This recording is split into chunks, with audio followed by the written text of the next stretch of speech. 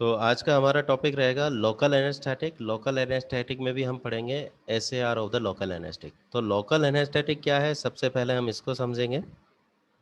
तो local anaesthetic क्या है? These are the agents which upon the topically applications और the local injection causes the reversible loss of the pain sensation in a restricted areas of the bodies। तो अपने आप में हमने क्या कह दिया कि लोकल एनेस्थेटिक क्या है? अपने आप में वो एजेंट है जिसको हम किसी के अंदर टॉपिकली अप्लाई कर रहे हैं या इंजेक्शन फॉर्म में दे रहे हैं, जिसकी वजह से कुछ टाइम पीरियड के लिए वहाँ पे उस साइड का पेन का लॉस हो रहा है, जो कि रेस्ट्रिक्टेड एरिया जिस पे हमें वर्क करना है या सर्जरी करनी है, और कुछ टाइम बाद में वो वापस में रिवर्स हो जाता है। ठीक है। They act by the blocking both the sensory and motor nerves conduction to produce the temporary loss of the sensation without losing our consciousness।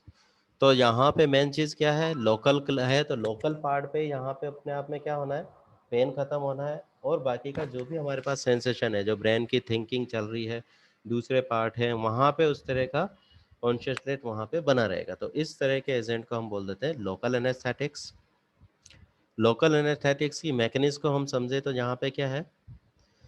These drugs reversible prevent the generation and propagation of the impulse in all excitable membranes, including the nerve fibers, by the stabilizing the membrane।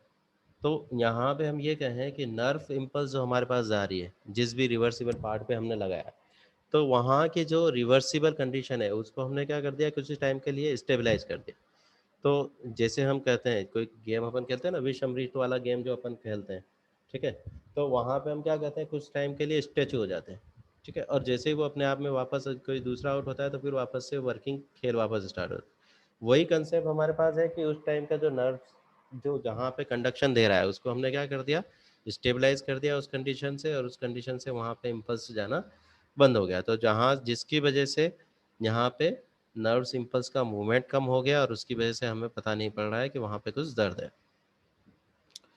Local anaesthetic blocks the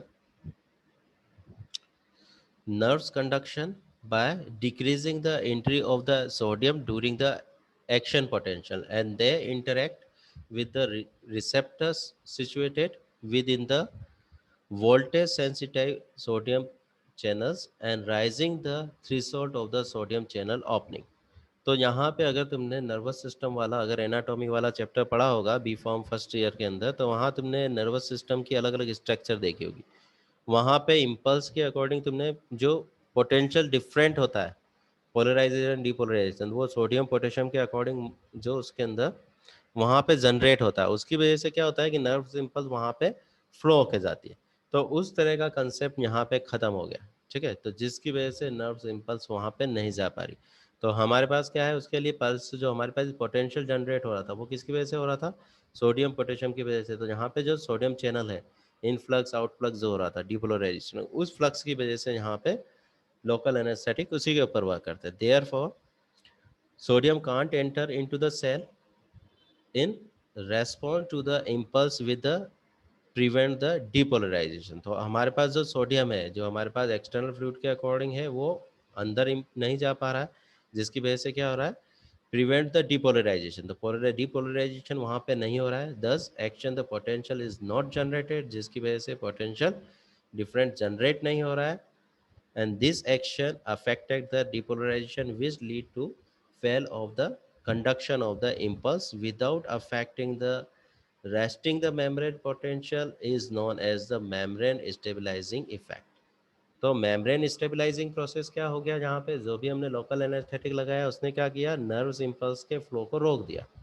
कैसे रोक दिया? उसकी वजह से polarisation depolarisation, polarisation depolarisation, उसकी वजह से nerves impulse आगे बढ़ती है। अब वो इम्पल्स यहाँ पे ना किसी तरह का मैसेज लेके आ रही है ना जा रही है, तो उसकी वजह से हमारे पास क्या हो गया, स्टेबलाइजेशन कंडीशन वहाँ पे जनरेट होगी, और यही हमारे पास लोकल एनेस्थेटिक का मैकेनिज्म है। कहाँ यूज लेते हैं हम लोकल एनेस्थेटिक को?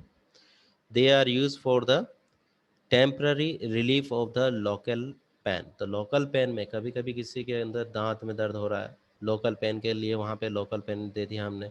किसी के अंदर यहाँ पे टूथ सर्जरी हो रही है तो इंजेक्शन लगा दिया, आई सर्जरी हो रही है कहीं थोड़ी माइन्यूट फॉर्म में है तो हम यहाँ पे लोकल एनेस्थेटिक लगा देते हैं। कोई अगर हैंड पे है अपने आप में कोई सर्जरी करनी है तो वहाँ लोकल एनेस्थेटिक लगा दिया। तो जहाँ टेम्परेरी फॉर्म में हम लगा रहे हैं या फिर किसी को अगर छिल गया तो वहाँ पे भी हम क्या करते हैं, लोकल एनेस्थेटिक के फॉर्म में वहाँ पे स्प्रे फॉर्म में भी यूज़ में लेते हैं। तो itching due to the minor burn and insect bites and allergy, तो यहाँ पे इचिंग कंडीशन पे भी हम यूज़ कर रहे हैं, इंसेक्ट ने किसी ने खा लिया, कोई एलर्जी कंडीशन है तो वहाँ पे भी हम यूज़ में ले रहे हैं। Minor surgery and in dentistry, तो जहाँ पे माइनर सर्जरी और दांतों के लिए भी हम यहाँ पे यूज़ कर रहे हैं। तो दांतों की जो सर्जरी वगैरह कोई अपने आप में किसी के अगर कैविटी के अंदर फीलिंग हो रही है तो उस कंडीशन में भी हम लोकल एनेस्थेटिक के फॉर्म में यूज़ में ले लेते हैं। आइडियली लोकल एनेस्थेटिक क्या होता है, non irritating to the tissue, तो अगर हमने कोई इंजेक्शन दिया लोकली लगाया तो उसकी वजह से पेशेंट को किसी तरीके का इरिटेशन नहीं होनी चाहिए। डज नॉट कर the damage to the nerves structure, जो भी नर्व्स स्ट्रक्चर है, ऐसा नहीं हो कि हमने लोकल एनेस्थेटिक के फॉर्म में यूज़ कर रहे हैं, इम्पल्स को नहीं ध्यान दे रहे, मगर हमने क्या कर दिया, परमानेंटली उसको इम्पल्स को ख़त्म कर दिया, तो वो कंडीशन नहीं होनी चाहिए। या कुछ पार्ट जो इम्पल्स के हैं वो जो नर्व्स के हैं वो हमने डिस्ट्रॉय कर दिया। Rapid onset and short duration of action, जो भी इनका एक्शन हो वो अपने आप जल्दी से आए और शॉर्ट ड्यूरेशन के लिए रहे। शॉर्ट ड्यूरेशन क्यों, क्योंकि हमको वापस उसके अंदर सर्जरी करके वापस उसके अंदर एक्टिवेशन लाना है।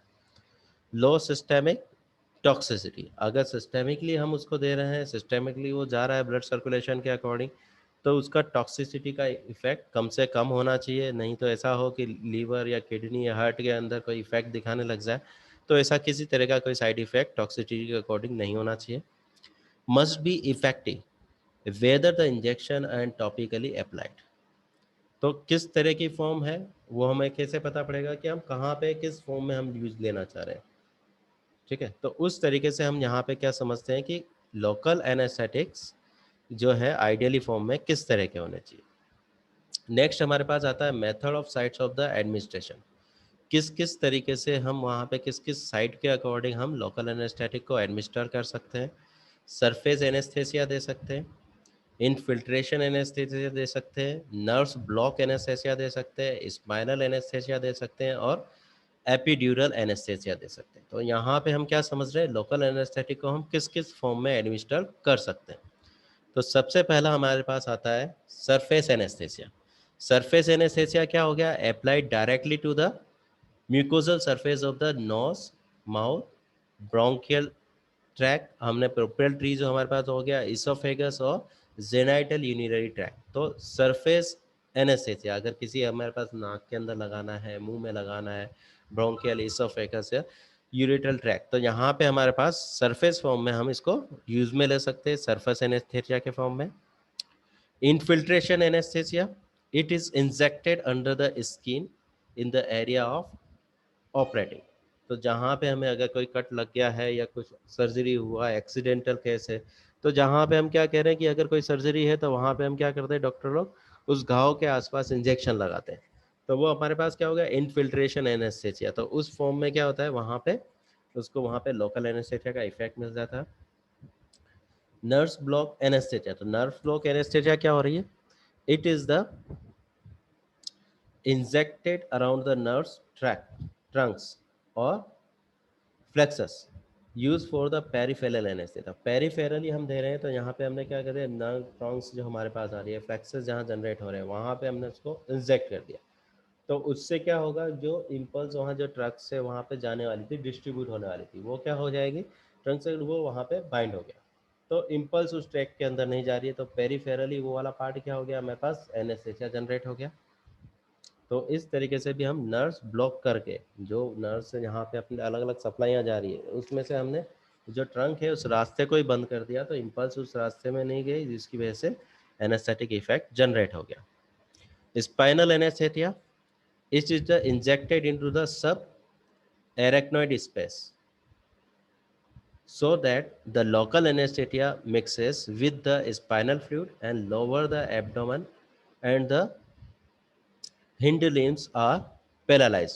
तो यहाँ पे कमर पे कभी कभी देखा होगा किसी के, अगर यहाँ पे स्पाइरल में अगर कोई सर्जरी होती है या किसी पार्ट के अकॉर्डिंग लोअर पार्ट में सर्जरी डॉक्टर करते हैं, तो क्या करते हैं उनके अंदर जो पीछे वाला है, जो लंबर वाला पार्ट है, वहाँ पे वो क्या करेंगे, एक स्पेसिफिक पॉइंट के अकॉर्डिंग वहाँ पे इंजेक्शन करके स्पाइनल के अकॉर्डिंग वहाँ पे एनेस्थेसिया देते हैं, तो उससे क्या हो जाता है, पैरालिसिस इफेक्ट आ जाता है और वहाँ पे वो जो एनेस्थेसिया जनरेट हो जाता है, फिर वो आसानी से ऑपरेशन कर सकते हैं। Use for the operating in the lower limbs, pelvic, abdominal, prostatectomy, fractures, settings, obstructive procedures and caesar surgery. तो हमारे पास अगर किसी के पीछे, कभी कभी एक डॉक्टर अपने पास होता है तो किसी के पीठ पे फोड़ा हो जाता है बड़ा सा, तो वहाँ पे भी ये नंबर वाला दे देता है। किसी के पैर के या पेल्विक पार्ट में सर्जरी हो रही है तो वहाँ पे स्पाइनल एनेस्थेसिया दे देंगे। तो ये अपने आप में डायरेक्ट फॉर्म में फास्ट एक्शन होता है इसका। एपिड्यूरल एनेस्थेसिया, एपिड्यूरल एनेस्थेसिया क्या हो गया, इस is the injected into the narrow spinal dural space and containing the semi liquids fat whether the nerve roots passes। तो जहाँ पे अपने पास एपिड्यूरल पार्ट के अकॉर्डिंग हम क्या करें, स्पाइनल ड्यूरल स्पेस है तो वहाँ पे भी हम इंजेक्शन देते हैं। तो ये एक बहुत बड़ा एक पूरा अपने आप में एक पूरा साइंस है लोकल एनेस्थेसिया का। तो यहाँ पे हमने जनरल फॉर्म में लोकल एनेस्थेसिया क्या होता है सिर्फ उसको समझा कि किस किस टाइप से हम उसको लोकल एनेस्थेसिया को एडमिनिस्टर कर सकते हैं। नेक्स्ट चीज़ हमारे पास आती है important, SAR of local anaesthesia. तो अब यहाँ से हम केमिस्ट्री के अकॉर्डिंग स्टार्ट करते हैं। तो लोकल एनेस्थेसिया में हमारे पास क्या हो गया कि लोकल एनेस्थेसिया क्या हो गया, the clinically use for local anaesthesia are weak base with amphiphilic properties. तो एम्फीफिलिक प्रॉपर्टी का मतलब क्या हो गया कि यहाँ पे जो भी ड्रग है उसके अंदर दो पार्ट। जनरली हम क्या कहते हैं कि ड्रग को हम बनाते हैं तो ड्रग की जो हम काइनेटिक्स की स्टडी करते हैं तो वो किसके ऊपर करते हैं, उसके लिफोफिलिक और हाइड्रोफिलिक प्रॉपर्टी के अकॉर्डिंग। लिफोफिलिक प्रॉपर्टी जिसके अकॉर्डिंग वो अपने आप में सेल के अकॉर्डिंग क्रॉस हो सके, सेल मेम्ब्रेन के अकॉर्डिंग, और हाइड्रोफोबिक प्रॉपर्टी जिसकी वजह से वो अपने एक्टिव साइट तक आसानी से पहुंच सकें। ठीक है, तो ये प्रॉपर्टी हम ड्रग फॉर्मुलेशन में भी हम याद में रखते हैं। तो यहाँ पे हमारे पास दो फॉर्म हम यहाँ पे यूज करते हैं लोकल एनेस्थेटिक में। फर्स्ट है अपने पास benzoic acid derivatives. Benzoic acid derivatives में भी हम उसके क्या यूज करेंगे, एस्टर फॉर्म यूज कर रहे हैं। सेकेंड हम क्या ले रहे हैं उसके ना एनिलीन डेरिवेटिव्स। तो एनिलीन डेरिवेटिव में एनिलाइड्स हमने यूज कर लिए, तो एनिलीन के अकॉर्डिंग तो यहाँ पे एनिलिन्स के अकॉर्डिंग हमने एराइल ग्रुप, एराइल ग्रुप मतलब C6H5 वाला ग्रुप हमारे पास जो हम बोलते हैं। और यहाँ पे इधर के साइड हमने पास ये अगर COOH होता तो यहाँ हमारे पास क्या हो जाता बेंजोइक एसिड। बेंजोइक एसिड में से H को हटा के अगर हमने कोई R वाली कोई चेन जोड़ दी तो वहाँ पे एक एस्टर का फॉर्मेशन हो गया। और वो जो R वाली चेन है, एल्काइल चेन है, उसके अंदर अगर हमने अमीनो ग्रुप लगा दिया तो यहाँ हमारे पास इस तरीके से हम एक बेंजोइक एसिड डेरिवेटिव को बना सकते हैं। इसी तरीके से सेकंड जो हमारे पास है एनिलीन डेरिवेटिव्स। तो एनिलीन डेरिवेटिव्स हम क्या बोलते हैं, C6H5NH2। अब इसके अंदर एनिलीन है, इसके अंदर एनिल के साथ में ये एमाइड ग्रुप हमने यहाँ लगा दिया। ठीक है, तो एनिलाइड्स हमारे पास जो ग्रुप है, एनिलाइड्स वाला जो ग्रुप है हमारे पास, वो ग्रुप उसके साथ में हमने R ग्रुप जोड़ दिया, एल्काइल ग्रुप और अमीनो ग्रुप। अब इसके अंदर हम जानते हैं कि अमीनो ग्रुप हमारे पास क्या होता है, हाइड्रोफिलिक नेचर का है, तो मतलब वाटर के अंदर जो सॉल्युबिलिटी है वो बढ़ेगी। एराइल ग्रुप एरोमेटिक नेचर का है, जो भी हमारे पास क्या है, लिफोफिलिक प्रॉपर्टी का है। तो यहाँ पे इस तरीके से हमने लोकल एनेस्थेटिक में दोनों का कॉम्बिनेशन बना दिया है। Hydrophilic 2 degree 3 degree amines on one side, तो ये हमारे पास हाइड्रोफिलिक फॉर्म में 2 डिग्री और 3 डिग्री एमीन्स ग्रुप हमने बना दिए। A lipophilic aromatic residue on the other side, तो अदर साइड पे हमारे पास ये हमारे पास एरोमेटिक साइट होगी by the alkyl chain through and the ester and amide linkage. तो हमारे पास दो तरीके के लिंकेज बना दिए हमने, एक के अंदर एस्टर, तो ये हमारे पास यहाँ से हमारे पास एस्टर का फॉर्मेशन हो रहा है, यहाँ पे एमाइड का फॉर्मेशन NSCO2 H2 जो हम यहाँ पे बोलते हैं। तो यहाँ पे H2 की जगह हमने क्या करते हैं, यहाँ पे ये हमने H की जगह यहाँ पे इसको जोड़ दिया। तो इस तरीके से ये हमारे पास एमाइड ग्रुप की का जनरेशन हो गया और ये यहाँ पे इस ग्रुप की वजह से एस्टर ग्रुप का जनरेशन हो गया। Aryl group in the ester, तो एस्टर के अकॉर्डिंग हम देख रहे हैं, तो ये एस्टर के अकॉर्डिंग देखें तो the aryl groups directly attach to the carbonyl group enhance the activity. तो यहाँ पे अगर SAR के अकॉर्डिंग हम देखें एस्टर ग्रुप के अकॉर्डिंग, तो यहाँ पे डायरेक्टली जो अपने पास कार्बोनिल ग्रुप से यहाँ पे इसका जुड़ा होना जरूरी है। ऐसा नहीं कि यहाँ पे बीच में कोई हेट्रो एटम हमने ला दिया। तो उसकी एक्टिविटी शो नहीं होगी। तो यहाँ पे एक्टिविटी के लिए इस ग्रुप को अपने आप डायरेक्टली इसके अंदर एस्टर ग्रुप के लिए कार्बोनिल ग्रुप से जुड़ा होना जरूरी है। सेकंड केस में हम बोल रहे हैं an electron withdrawal substance at the ortho and para position, both positions increase the local anaesthetic potency. अब यहाँ पे हम बोल रहे हैं एराइल ग्रुप। एराइल ग्रुप मतलब जो हमने बेंजीन रिंग बनाई C6H5, C6H5 अगर हम बोल रहे हैं तो यहाँ से हम नंबरिंग देना शुरू करेंगे इसके पास वाले कार्बन से 1 2। तो इसके पास में ऑर्थो और पेरा पोजीशन, ऑर्थो और पेरा पोजीशन पे अगर हमने इलेक्ट्रॉन विड्रॉवल ग्रुप या फिर यहाँ पे इलेक्ट्रॉन डोनेटिंग ग्रुप, तो दो तरह के ग्रुप होते हैं। एक तो क्या करता है कि C6H5 जो एरोमेटिक रिंग के अंदर इलेक्ट्रॉन दे रहा है और एक रिंग से बाहर इलेक्ट्रॉन निकाल रहा है। तो यहाँ पे हम बात कर रहे हैं एन इलेक्ट्रॉन डोनेटिंग ग्रुप। तो इलेक्ट्रॉन डोनेटिंग ग्रुप जो कौन सा हो गया, जो कि बेंजीन रिंग C6H5 वाली जो बेंजीन रिंग है उसके अंदर इलेक्ट्रॉन डोनेट कर रहा है। ठीक है, तो उसकी वजह से हमारे पास क्या होगा, एनेस्थेटिक प्रॉपर्टीज बढ़ जाएगी। ठीक है, तो उसका टाइम ड्यूरेशन अपने आप में बढ़ जाता है। अगर कोई हमने इसका अपोजिट लगा दिया इलेक्ट्रॉन विड्रॉवल ग्रुप, तो इलेक्ट्रॉन विड्रॉवल ग्रुप क्या करेगा, रिंग से इलेक्ट्रॉन को लेगा। इसका मतलब उसका जो ऑनसेट ऑफ एक्शन तो फास्ट है, मगर उसके अंदर जो ड्यूरेशन ऑफ एक्शन है वो क्या होगा, कम हो जाएगा। तो यहाँ पे एराइल ग्रुप में ऑर्थो और पोजीशन पे, ऑर्थो और पेरा पोजीशन पे किस तरह का ग्रुप है वो भी उसके ड्यूरेशन को डिसाइड करेगा। तो यहाँ पे हमारे पास कुछ एग्जाम्पल है। इस एग्जाम्पल के अकॉर्डिंग हम देखें तो लीडोकेन, लीडोकेन के अंदर हम देखते हैं आर्थो पोजीशन है दोनों पोजीशन पे। तो लीडो पोजीशन पे दोनों आर्थो पोजीशन पे हमारे पास होने पास इसका ऑनसेट ऑफ एक्शन जो हमारे पास देख रहे हैं, तो ये पोजीशन क्या है अपने पास, इलेक्ट्रॉन डोनेटिंग ग्रुप है, तो इसकी वजह से एक्शन बढ़ जाएगा। एटिडोकेन के अंदर देखें तो एटिडोकेन में भी यही पोजीशन है। स्ट्रक्चर में जो चेंज आता है यहाँ पे, यहाँ कहाँ चेंज आता है, ये वाली पोजीशन में। इसके अंदर हमारे पास 1 2 3 कार्बन की चेन आ गई। इधर की साइड में हम पाया 1 2, तो दोनों मेथाइल C2H5 है, C2H5 है। इधर की साइड में अपने पास C3H7 हमारे पास जुड़ गया, तो एटिडोकेन हमारे पास हो गया। इसी तरीके से यहाँ पे दूसरी पोजीशन हमारे पास देख रहे हैं, मैपिवा कैंस हमारे पास है, बुपीवा कैंस हमारे पास है। तो इसके अंदर क्या अंतर है, आर, ये जो हमने आर ग्रुप लगाया है कहाँ गया, ये वाला ग्रुप, इसके अंदर हमने मेथाइल ग्रुप हमने यहाँ पे जोड़ दिया। ये पिरिडीन नहीं है, ठीक है, कंफ्यूज मत होना, ये पिरिडीन नहीं है। यहाँ पिरिडीन कब बनती है, जब इसके अंदर एरोमेटिक नेचर आ जाए। और दूसरा हमारे पास इसके अंदर हमने ब्यूटाइल ग्रुप यहाँ पे जोड़ दिया। इसी के तरीके से हम देखते हैं alkyl chain in the ester और एनिलाइट्स। अब यहाँ पे सेकंड रोल हम देख रहे हैं इसके एल्काइल चेन के अकॉर्डिंग। तो एल्काइल चेन हमारे पास ये जनरली हम क्या करते हैं, ज़्यादा बड़ी नहीं रखते। ये जो एल्काइल चेन है ये या तो 1 कार्बन 2 कार्बन या 3 कार्बन, बस 4 या 5 से नहीं रखेंगे। वहाँ पे इफेक्ट तो आएगा मगर वो चीज़ हमको नहीं मिलेगी जो हमें चाहिए। तो C1 से C3 तक हम यहाँ पे एल्काइल चेन को रख सकते हैं। तो या it contain 1 or the 3 carbons branching in the alkyl chain especially near to the ester or amide groups hinder the electrolytic of the ester and amide group and prolonging the duration of action। तो यहाँ पे अगर हम कह रहे हैं branching, तो यहाँ पे हमने कोई ब्रांच लगाई, यहाँ पे मान लो मैंने आइसोप्रोपाइल ग्रुप लगा दिया या किस तरीके से ब्रांचिंग जनरेट कर दिया, CH2 एक सी मेथाइल ग्रुप ऊपर और यहाँ पे CH2 करके फिर एमिनो ग्रुप लगा दिया। तो इस कंडीशन में मैं क्या कह रहा हूँ, जैसे जैसे अपन ब्रांचिंग बढ़ाते जाएंगे तो ब्रांचिंग बढ़ाने से हाइड्रोलाइसिस धीरे हो जाएगा। हाइड्रोलाइसिस धीरे हो जाना मतलब ड्रग अभी भी हमारे पास बची रहेगी। तो उसकी वजह से क्या होगा, उसका जो एक्शन है वो थोड़ा लॉन्ग टाइम तक उसके अंदर सस्टेन करेगा और लॉन्ग टाइम तक उसका ड्यूरेशन ऑफ एक्शन बना रहेगा। इसी के अकॉर्डिंग हम यहाँ पे देखें, ये स्ट्रक्चर हमारे पास है, ब्रांचिंग नियर अमाइड के अकॉर्डिंग यहाँ पे देखें तो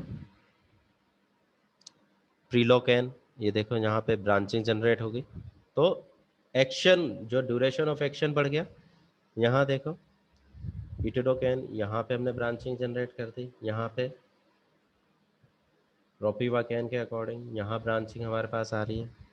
तो जैसे ही यहाँ पे एस्टर ग्रुप और जो एमाइड ग्रुप हमारे पास है उसके अंदर हमारे पास ब्रांचिंग उसके नियर होगी, तो हाइड्रोलाइसिस उसकी क्या हो जाएगी, धीरे हो जाएगी और वो अपने आप में ज़्यादा टाइम तक सस्टेन करेगा, जिसकी वजह से यहाँ पे लोकल एनेस्थेटिक इफेक्ट बढ़ जाएगा। इसी के अकॉर्डिंग यहाँ पे देखते हैं इन एस्टर एनिलाइट्स के अकॉर्डिंग यहाँ पे, तो ये हमारे पास एस्टर के अंदर amino group. So most clinical use local anesthetic have the 2 and 3 degree amino groups or amine group incorporated into the heterocyclic rings. तो यहाँ पे heterocyclic ring के फॉर्म में भी हम इनको यूज में ले लेते हैं। तो यहाँ पे जैसे हमने पास देखा रोपिवा कैंस के अकॉर्डिंग यहाँ पे हेट्रोसाइक्लिक रेन हमने यहाँ पे बना दी चेन के अकॉर्डिंग। तो ओवरऑल कंसेप्ट हमारा क्या है कि यहाँ पे वाटर सॉल्युबिलिटी के अकॉर्डिंग हम यहाँ डिसाइड करेंगे कि उसका ड्यूरेशन ऑफ एक्शन कितने साइड तक रखना है।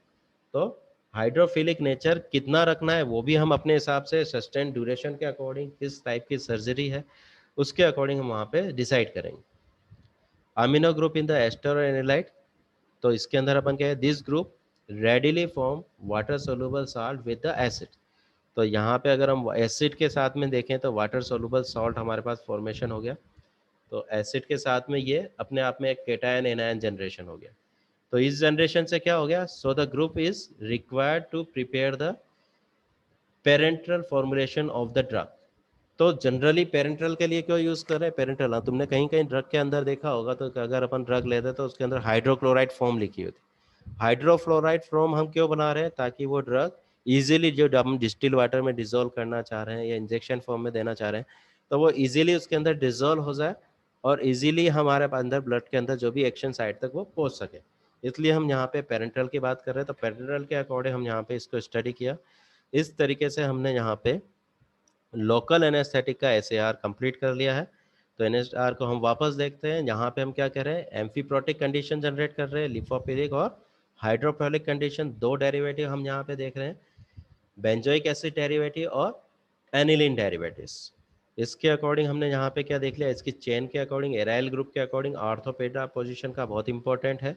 अगर इलेक्ट्रॉन डोनेटिंग ग्रुप है तो उसका एक्शन यहाँ पे हमारे पास बढ़ जाना है, ड्यूरेशन ऑफ एक्शन। तो यहाँ पे एग्जाम्पल के अकॉर्डिंग देखा, इसी के अकॉर्डिंग चेन हम बना रहे हैं तो 2 या 3 कार्बन की जनरली हम सेलेक्ट करेंगे और अगर हम ब्रांच वाली बनाएंगे तो उसका ड्यूरेशन ऑफ एक्शन बढ़ जाएगा। क्यों, क्योंकि उसका हाइड्रोलाइसिस नहीं हो पाएगा।